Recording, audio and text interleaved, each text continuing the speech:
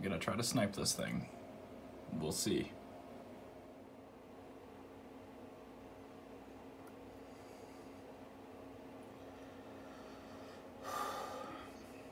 This is really tense.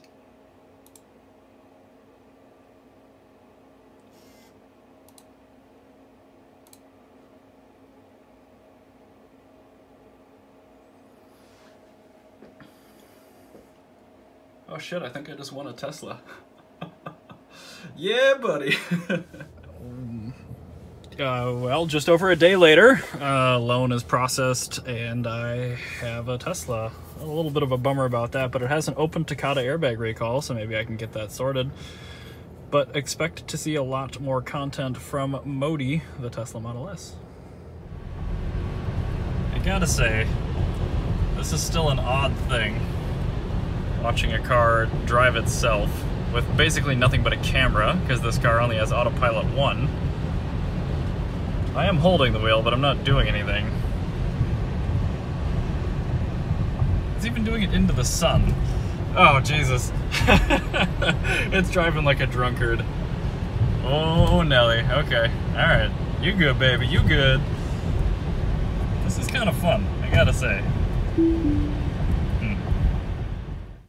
Well, here it is. I just washed it and pulled it inside just to let it thaw out because it's been frozen the whole time I've had it. So yeah, the details. It's a 2015. Obviously it's a Model S. It is a 70D, so that means 70 kilowatt hour pack. D stands for dual motor, so it has a front and a rear 287 horsepower electric motor. Means it's all-wheel drive, which I have mixed feelings about. I'm actually gonna grab a beer and go down on the level and show you guys around a little bit. Oh, not the best lighting here right now, but you get the idea. You guys have seen a million Models S before. So yeah, it's got the standard, I just woke up. You can tell I have the tech package and the keys in my pocket because it just put out the door handles. And normally it would put out the mirrors, but since I had them folded manually with the power thingy, it won't do that. It's got the glass panoramic roof. It's a California car, so it had those little stickers on it, which I'm just realizing I left in the car wash bay. Whoops, that was a mistake. I might have to go back for those so people don't think I was littering. But yeah, Model S. These are actually electronic handles, so they do move a little bit, but for the most part, I don't have a mechanical latch inside. Sorry for the gap in video. I opened the door and it Bluetoothed my phone and started playing Spotify. So, like I said, this is a 2015, so it is an early body car, but it has a lot of the late features that you see on the non-nose cone facelift cars. The switchgear is still Mercedes, but it's out of an updated Mercedes.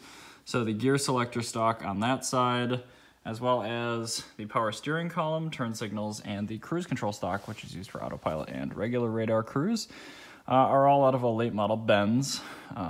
This is a premium car, so it's got a leather-wrapped airbag and steering wheel. It has the optional next-gen seats, which are much, much more comfortable. Fronts are heated, rears are not. Heated steering wheel is not, and that is because I do not have the Sub-Zero package.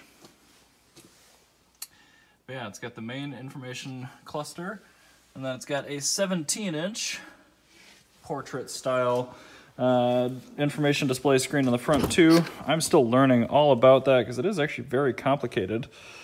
As far as where things are, not necessarily intuitive, but it's a nice car for sure. Yeah, there'll be a lot more content coming, at least from me, on this thing in the future.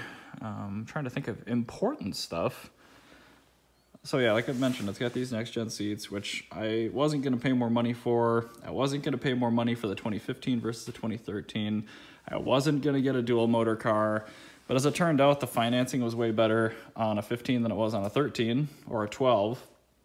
And the dual motor car, a basic dual motor car like this, is as fast as 60 as an early P85, so the performance rear-wheel drive car.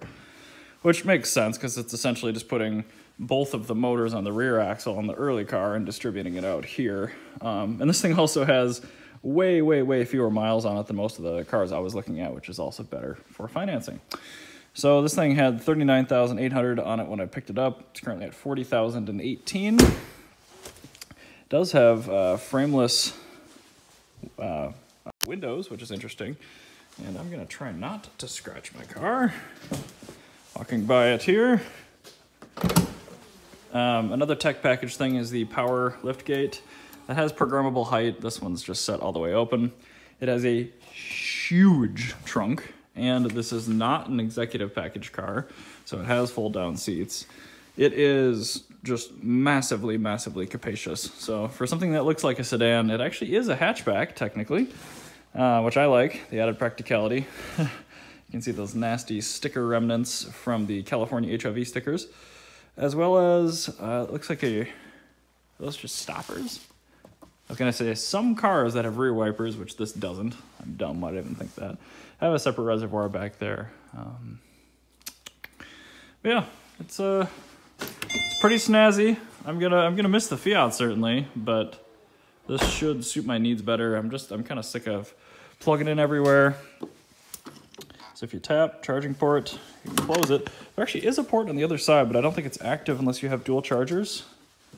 I think if you have the dual chargers, you could plug them both in. Kind of a bummer because it's actually a better situation to have the charge port on that side, which is how the Fiat was. But yeah, there's the badge that just says I couldn't afford the better one. This car is still fast. I think it's 0 to 60 in 5 seconds. 5 seconds dead, range is around 240 miles. So yeah, pretty good. I actually haven't even opened the front trunk yet. Let's try that. Let's take this really dweeby, pompous key. Aha! It's hard to press. Where? Give. Oh, for Pete's sake. Oh, there isn't a latch. Oh, and there's more snow. Hee. Yeah, that is not a very big trunk. Or frunk, I guess, in this case. That is one huge upside to the single motor cars. These things have an absolutely cavernous front trunk. This is big enough for, like, 2 dudes for a weekend or something, you know, but not big enough for a lady, certainly. But the fact that it has it is pretty cool. Oh, whoops, I left my beer on the top of the car. Anyway, this is getting a little long-winded and boring. I won't bore you to tears with it, but it's a fun car, absolutely huge, and you'll be seeing a lot more of it from me in the coming, well, months and years. Look at that. It's even telling me how much battery I've got. Oh, that's brightness. That's not zoom. There it goes. Cool. So yeah, stay tuned for this. Stay tuned for that. Stay tuned for these when the snow melts. And I'll catch you guys on the other side. Cheers.